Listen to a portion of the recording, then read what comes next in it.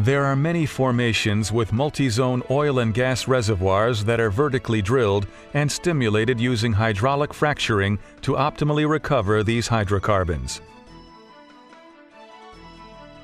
In this example, we show a well targeting 3 sandstone layers, although this number may vary in different oil and gas plays. Once the drill rig and other infrastructure is in place, a bit mounted on the end of the drill pipe begins drilling the well. The well is initially drilled to a designated distance below the deepest fresh water source near the surface. The pipe and bit are then removed and surface casing is inserted into the hole.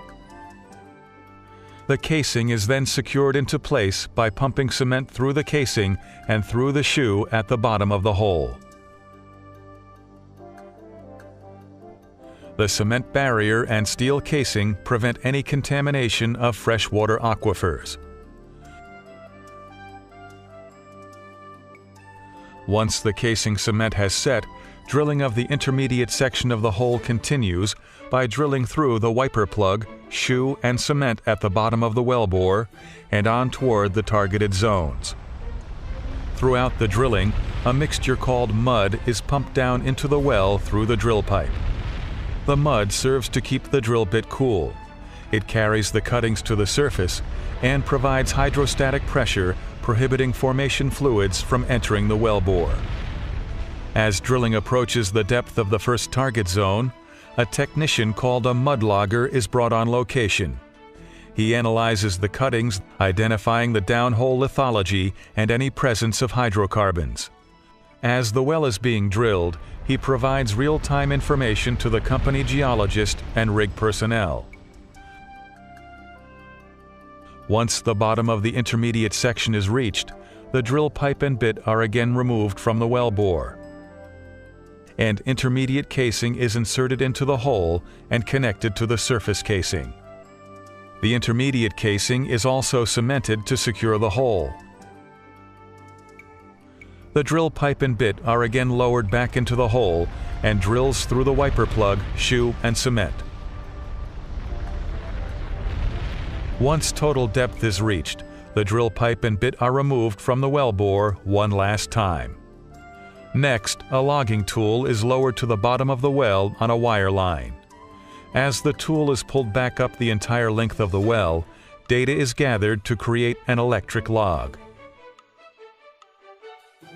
Once the well has been logged and deemed a commercial well, production casing is then inserted. As with the surface and intermediate casing, the production casing is also cemented into the hole. Back on the surface, the drilling rig is no longer needed. A temporary wellhead is installed and the location is prepared for the service crews who will ready the well for production. The first of these steps is to perforate or perf the casing. A perforating gun is lowered by wire line to the lowest of the 3 target zones. An electrical current is sent down the wire line to the perf gun, setting off a charge which shoots holes through the steel casing, cement, and out a short distance into the target formation. The perf gun is then pulled out of the hole. The next step is to hydraulically fracture or frack the zone. Here, sand or other proppants are pumped into the wellbore under extremely high pressure. When the mixture reaches the target zone, the pressure forces it out through the perf holes and out into the sandstone formation, causing it to fracture.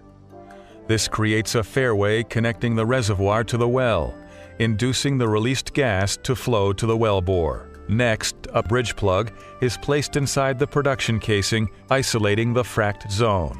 The hydraulic fracture process is then repeated for zones 2 and 1.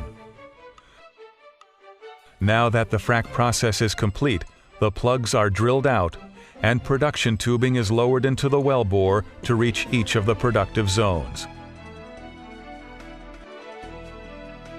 Hydrocarbons can now flow simultaneously from each of the zones into the well.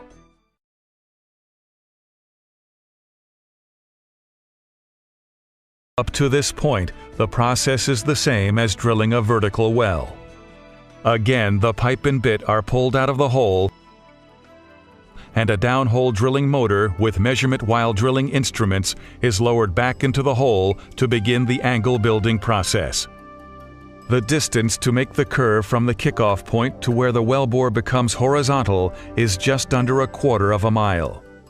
Once the curve is completed, drilling begins on the well's horizontal section, called the lateral. The pipe used to drill the well measures 30 feet in length and weighs approximately 495 pounds each. It takes over 350 pieces of pipe weighing nearly 87 tons to drill a 10,500-foot well. At various stages of drilling, the pipe is taken out of the hole for tool and bit changes and put back in. This process is called tripping pipe. When the targeted distance is reached, the drill pipe and bit are removed from the wellbore one last time. Production casing is now inserted into the full length of the wellbore. Cement is again pumped down the casing and out through the hole in the casing shoe, forcing the cement up between the casing and the wall of the hole, filling the open space known as the annulus. Casing the well is a very important process because it permanently secures the wellbore and it prevents hydrocarbons and other fluids from seeping out into the formation as they are brought to the surface. At this point, the drilling rig is no longer needed. A temporary wellhead is installed and the location is prepared for the service crew who will perf, frack, and prepare the well for production. The first of these steps is to perf or perforate the casing. A perforating gun is lowered by wire line into the casing to the targeted section of the horizontal leg. An electrical current is sent down the wire line to the perf gun and sets off a charge that shoots small holes through the casing and cement, and out a short distance into the sandstone formation. The perf gun is then pulled out of the hole. Next, because the sandstone is tight, the well will have to be fracked. Known as hydraulic fracturing, this is a process where water, sand, and additives are pumped into the wellbore and down the casing under extremely high pressure. As the mixture is forced out through the perforations and into the surrounding rock, the pressure causes the sandstone to fracture. This creates a fairway connecting the reservoir to the well and allows the released gas to flow to the wellbore. Next, a temporary plug is placed at the heel or left side of the first stage frac. The plug closes off or isolates the perforated and fracked section of the wellbore so that the second stage section of the horizontal leg can be perforated and fracked. Tight reservoirs do not contain natural fractures and therefore cannot be produced economically without hydraulic fracturing. The permeability is increased by providing pathways through which gas can flow more easily. With advancements in technology, multi-stage fracking has become the standard for tight gas reservoirs. This process of perfing and fracking can be repeated several times to cover the entire horizontal distance of the wellbore. Once fracking is completed, the plugs are drilled out, allowing the gas to flow up the wellbore.